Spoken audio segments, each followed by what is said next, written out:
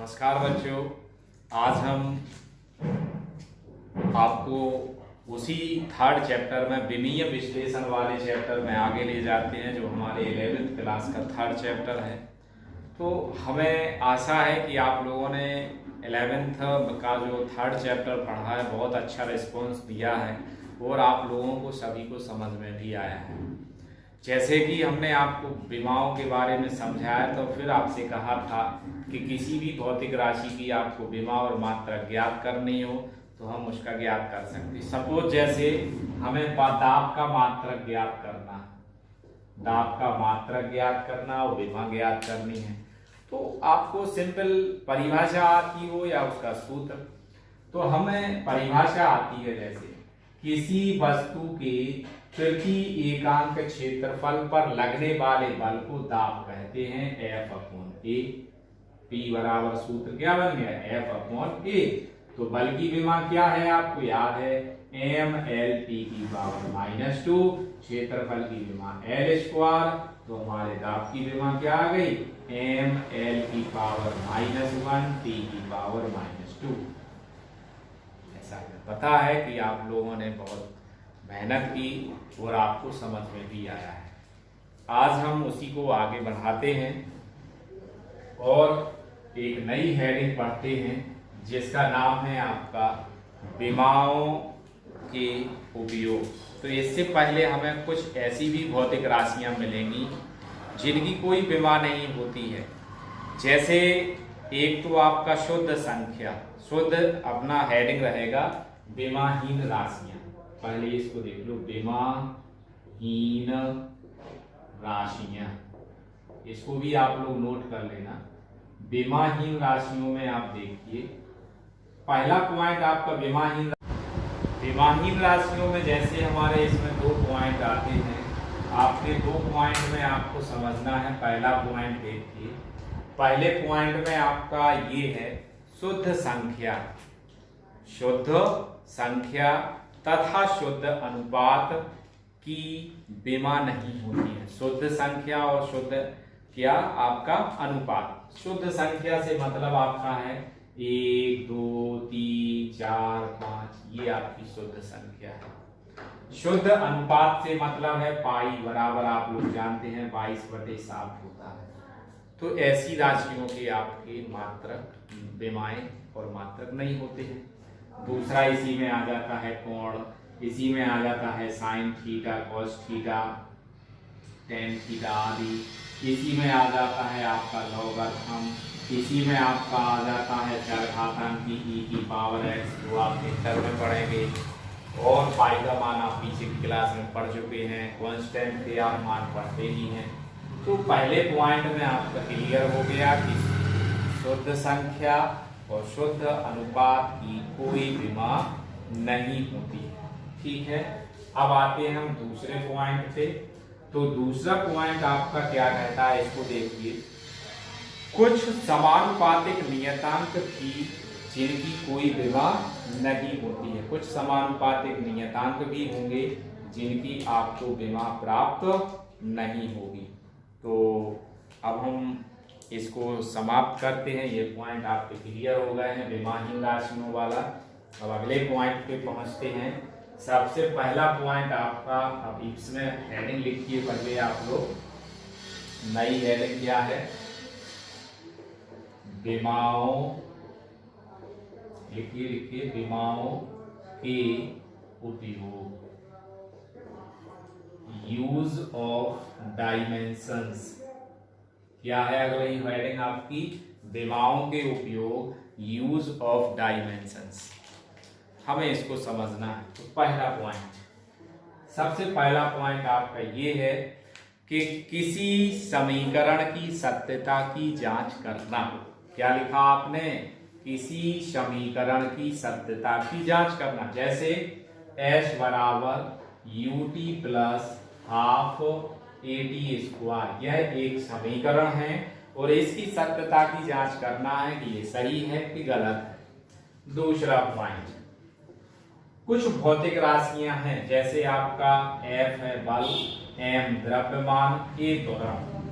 तो विभिन्न भौतिक राशियों में संबंध स्थापित करना, जैसे बल F, द्रव्यमान M, त्वरण A, इसमें संबंध स्थापित करेंगे तो आपका क्या प्राप्त होगा, F बराबर ma, और उनमें ही आप संबंध प्राप्त करेंगे। नेक्स्ट आपका थर्ड पॉइंट क्या आता है, भौतिक राशियों की पद्धतियों, भौतिक राशि के मात्रकों को, थर्ड पॉइंट, भौतिक राशियों के मात्रकों को एक पद्धति से दूसरी पद्धति में चेंज करना। जैसे आपका घनत्व का मात्रक क्या होता है, घनत्व बराबर द्रव्यमान, सूत्र देखिए द्रव्यमान बटे आयतन, तो मात्रक क्या प्राप्त होगा, किलोग्राम प्रति मीटर की पावर 3। अब इसमें आपसे क्या कहा है, किलोग्राम मीटर की पावर 3। इसमें आपसे कहा जाए कि ग्राम प्रति सेंटीमीटर में परिवर्तित करो, मतलब किलोग्राम को आपको किस में कन्वर्ट करना, ग्राम में, और मीटर को किस में बदलना है, सेंटीमीटर में। तो एक पद्धति से हमारा किस में हो गया, दूसरी ये कौन सी पद्धति है आपकी, MTS, और ये कौन सी पद्धति है आपकी, CGS पद्धति। तो आपको क्लियर हो गया कि एक पद्धति से दूसरी पद्धति में बदलना। इसके बाद आता है फोर्थ पॉइंट। फोर्थ पॉइंट ये है कि किसी समीकरण के नियतांक तथा चरों की विमाएं ज्ञात करना। किसी समीकरण के में जो आपके नियतांक हैं या चर हैं उसकी विमाएं ज्ञात कैसे की जाएंगी, तो ये बताया जाएगा। जैसे ये लिखा है आपका, सूत्र में हम ले सकते हैं x बराबर आपका दाब बराबर लिखा है, दाब बराबर बल बटे क्षेत्रफल, बल बटे x लिखा है। आपसे कहा x एक नियतांक है, इसकी विमा ज्ञात कीजिए, तो आप क्या लिखेंगे, दाब का स्क्वायर बराबर बल बटे x, तो x बराबर क्या आ जाएगा, बल बटे दाब का स्क्वायर। तो आप किसी एक नियतांक की विमा ज्ञात करेंगे, ऐसे फॉर्मूले बनेंगे, उसकी विमा ज्ञात करेंगे। तो इसके बाद हम नया पॉइंट से स्टार्ट करते हैं।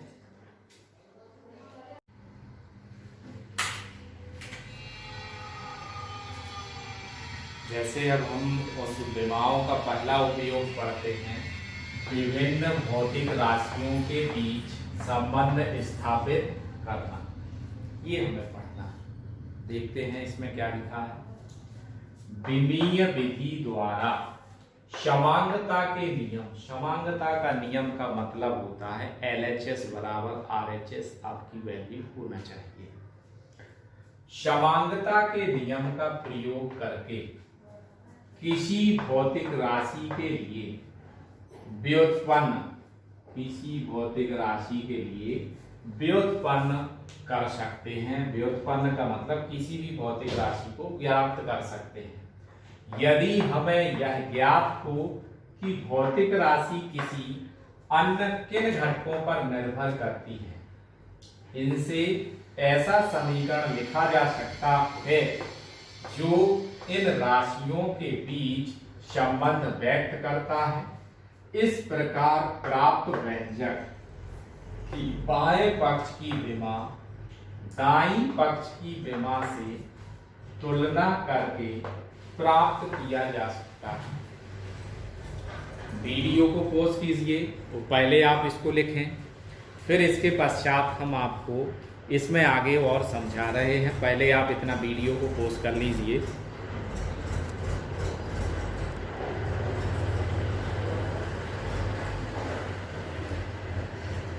अब आगे हम देखते हैं, जैसे माना कि कोई भौतिक राशि है आपकी ए,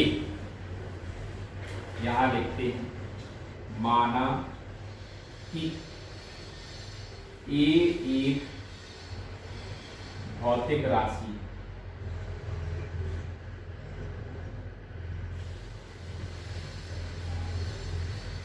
और ये भौतिक राशि है जो अन्य भौतिक राशियां, जो अन्य भौतिक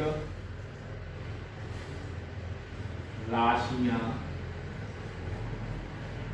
B, C व D पर निर्भर करती है। आगे आप लिख लेंगे D पर निर्भर करती है। तो इनके मध्य आपको संबंध स्थापित करना है।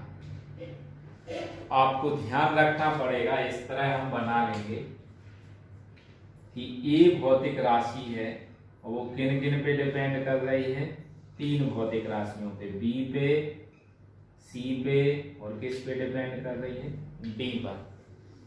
तो इसमें ये इस पर निर्भर करती है। तो आपको ये ध्यान रखना पड़ेगा कि इन भौतिक राशियों की जो घातें होंगी अर्थात जो विमाएं होंगी, बी की विमा की मतलब घात क्या होगी x, सी की क्या हो जाएगी y और डी की क्या हो जाएगी आपकी z। तो इसको आपको लिखना कैसे है ये देखिए आगे। जैसे ए अनुक्रमानुपात है, किस पे निर्भर कर रही है, डी पे। तो पावर क्या, घात क्या है x मतलब विमा क्या है x। सी निर्भर कर रही है तो सी की विमा क्या हो गई y। डी पे निर्भर करती है तो y की विमा क्या हो गई z। यहां से आप अनुक्रमानुपाती का साइन हटाएंगे, कोई कांस्टेंट आ जाएगा k। क्या लिखेंगे, b की पावर x, c की पावर y और d की पावर z। तो ये आपको यहाँ ध्यान रखना है कि ये एक हमारा संबंध ज्ञात हो गया कि हमें उनको ज्ञात करना है। तो इसी तरह समझना है, जहां आपका x, y और z, इन दोनों समीकरणों की आप एक ही विमा की इन सभी की विमाओं की तुलना करेंगे और x, y और z की आपकी मान ज्ञात करेंगे। x, y, z के मान ज्ञात करने के पश्चात वापस आप इस समीकरण में रख देंगे तो आपको ए बी सी डी में संबंध ज्ञात हो जाएगा। तो आप लोग इसको वीडियो को पॉज करके इतना लिखिए और फिर इसके पश्चात हम अभी इसको आपको आंकिक क्वेश्चनों के माध्यम से समझाते हैं। तो आज हमें एक ही टॉपिक पढ़ना है, 4 टॉपिक हैं तो 4 वीडियो के द्वारा एक एक टॉपिक को हम क्लियर करेंगे और उसी को समझेंगे। पहले आप पोज करके लिखें।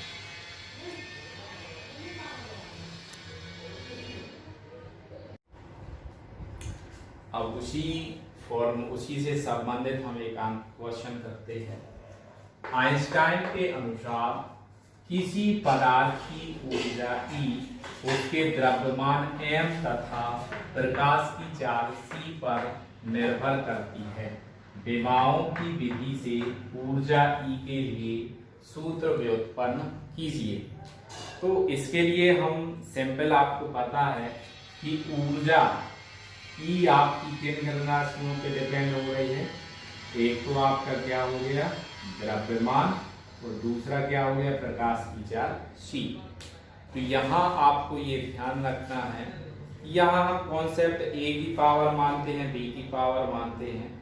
तो सीधा हमने आपको सिखा भी बताया था कि आपको ये देखना है कि जो भौतिक राशि जिस पे निर्भर कर रही है, तो E किस पे निर्भर कर रही है द्रव्यमान पे और C पर। तो इसकी हम पावर क्या मान लेंगे x और इसकी पावर क्या मान लेंगे y।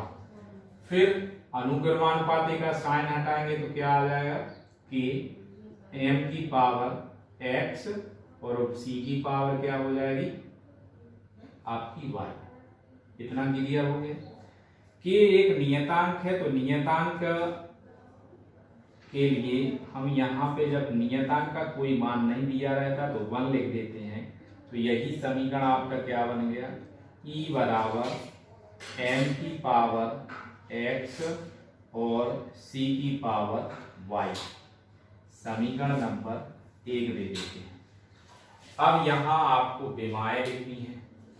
E क्या है ऊर्जा, E की विमा क्या होगी आपकी ml² t की पावर -2। m आपका द्रव्यमान है, द्रव्यमान तो m की विमा आपकी क्या हो जाएगी कैपिटल M। c आपका वेग है प्रकाश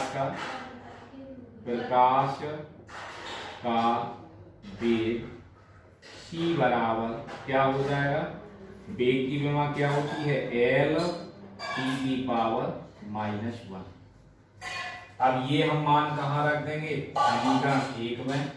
क्या लिखेंगे, समीकरण 1 से क्या लिख देंगे, विमा क्या आ जाएगी, ml c की ml स्क्वायर t⁻⁻2 बराबर m की जगह पे m रखेंगे, कैपिटल आ गया, पावर x, c की जगह पे l t⁻⁻1 रखेंगे, पावर y। इसके बाद आप देखिए यहाँ के पश्चात हम क्या लिखेंगे, तो उसके लिए हम लोग इस तरफ पहुंचते हैं और एक लाइन खींच देते हैं। क्या आ जाएगा, m⁻1 l⁻2 t⁻⁻2 बराबर m को अंदर पावर का मल्टीपल कर देंगे, m⁻x, इसका अंदर मल्टीपल करेंगे, क्या आ जाएगा, l⁻y और t⁻⁻y। इनको हम लिख देंगे m⁻1 l⁻2 t⁻⁻2 बराबर m⁻x l⁻y t⁻⁻y। समांगता के नियम से दोनों को सॉल्व करेंगे। यहाँ क्या लिख देंगे, समांगता के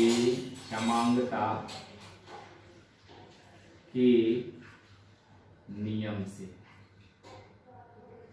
क्या आ जाएगा, आपका पावर की आप कंपैरिजन कर देंगे तो x बराबर कितना है 1, देखिए हम y बराबर l⁻l, तो y बराबर कितना हो गया 2, t की पावर की तुलना करेंगे तो माइनस y बराबर आपका कितना है -2, तो माइनस से माइनस कैंसिल, तो y बराबर कितना मिला 2। यह है मान समीकरण 1 में रखने पर क्या आ जाएगा, आपका समीकरण 1 ये है, e बराबर m⁻1 c⁻2, तो e बराबर mc स्क्वायर। तो आशा करते हैं वीडियो को पॉज कीजिए और ऐसे ही क्वेश्चनों को आप 2-3 क्वेश्चनों को लगाइए, तो आपको अभ्यास भी हो जाएगा और आपको ये क्वेश्चंस आने भी लगेंगे। ये सबसे सरल क्वेश्चन है। यदि आप इसमें एक और क्वेश्चन करना चाहते हैं तो हम आपको बोले दे रहे हैं, यदि किसी कण पर लगने वाला बल F उस कण के द्रव्यमान और उस कण के वेग पर निर्भर करता, उस कण के त्वरण पर निर्भर करता है, तो बल, द्रव्यमान और त्वरण में संबंध स्थापित कीजिए। ये आपके लिए क्वेश्चन है, इसको आप लोग घर लगाएं और सॉल्व करें। हम अगला टॉपिक के साथ फिर उपस्थित होंगे। थैंक यू, धन्यवाद।